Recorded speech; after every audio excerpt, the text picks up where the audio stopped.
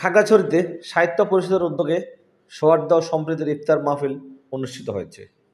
শনিবার বিকালে খাগড়াছড়ি সদরের একটি রেস্টুরেন্টে এই ইফতার মাহফিল অনুষ্ঠিত হয়। এতে অংশ নেন হিন্দু, মুসলিম, বৌদ্ধ ও খ্রিস্টান সহ সকল সম্প্রদায়ের লোকজন। রমজান মানবিক গুণাবলী বিকাশে সহায়ক। রোজা পালনের মাধ্যমে মানুষ গরিবের দুঃখ বুঝে এবং উপলব্ধি করে একজন ক্ষুধার্ত গরিব মানুষ কেন একমতো অন্যের জন্য অন্যের কাছে হাত পাবে। তাই রমজানের শিক্ষা হচ্ছে মানবিক ভ্রাতৃত্ব এবং সহমর্মিতা।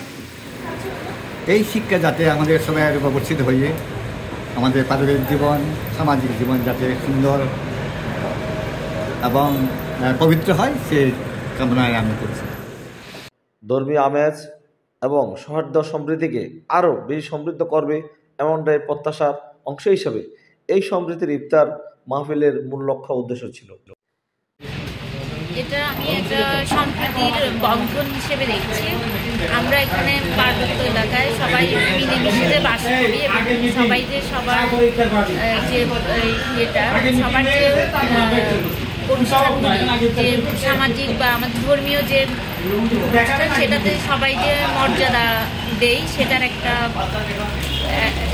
প্রতীক বলে মনে করি। এই ধরনের প্রোগ্রামগুলিতে যখন সবার মিলন মেলা ঘটে সেটা আসলে সবার জন্য যে সবার সম্প্রীতি রয়েছে সেটাই প্রকাশ করে। এছাড়াও সকল ধর্ম, জাতি ও সম্প্রদায়ের মাঝে সাম্প্রদায়িক সম্প্রীতির সেতু বন্ধন তৈরিতে গুরুত্বপূর্ণ ভূমিকা রাখবে বলে প্রত্যাশা করেন সৌহার্দ্য ও সম্প্রীতির ইফতার মাহফিলের এই আয়োজকরা। খাগড়াছড়ি জেলার সাহিত্য অঙ্গনের লোকজনের একটি প্রিয় প্রতিষ্ঠান খাগড়াছড়ি জেলা সাহিত্য পরিষদ। আমরা প্রতি বছরই এই ধরনের আয়োজন করে থাকি। তো সবাইকে নিয়ে একসাথে একটা সম্প্রীতির ইফতার করা, তো এটা আমাদের মধ্যে সম্প্রীতির বন্ধনটা বাড়িয়ে দেয়। তো আজ দেখতেই পাচ্ছেন সবাই একত্রিত হয়েছে।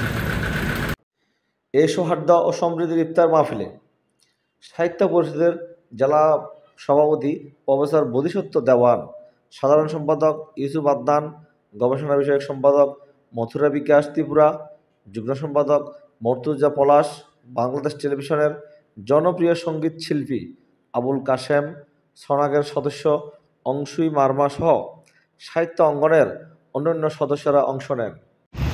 জেলা পরিষদ সাহিত্য জেলা পরিষদ কর্তৃক আয়োজিত প্রতিবারের ন্যায় এই পবিত্র রমজানে আমরা ইফতার পার্টি বা ইফতার মাহফিল বলি করে থাকি। এটির মধ্য দিয়ে, যেহেতু রোজা সিয়াম বা সংযমের মাস, এটার মধ্য দিয়ে আমরা সকল সম্প্রদায়ের মধ্যে যে একটি ভ্রাতৃত্ব থাকে, বসে রোজা নিয়ে আপনাদের কথাবার্তা, নিজেদের সম্প্রীতি সৌহার্দ্যপূর্ণ ভাব নিয়ে আলাপ আলোচনা হয়। এর মধ্য দিয়ে পাশাপাশি আমরা যে সাহিত্য চর্চা করি, এই সাহিত্যের আমরা সকল সুদূর প্রসারী করার লক্ষ্যে আমরা প্রতিবারই রোজার এই ইফতার বিষয়টি আমরা আয়োজন করে থাকি।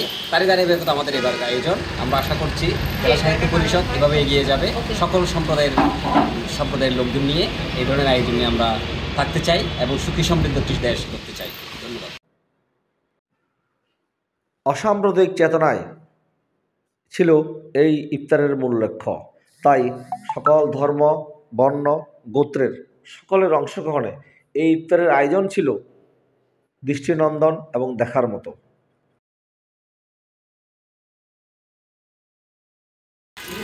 ইফতার আসলে রোজাটাই তো আমরা যাতে সংশোধন হই, একটা মাস আমরা রোজা রেখে বাকি 12 মাসের মধ্যে বাকি 11টা মাস যেন আমরা সেভাবে চলতে পারি।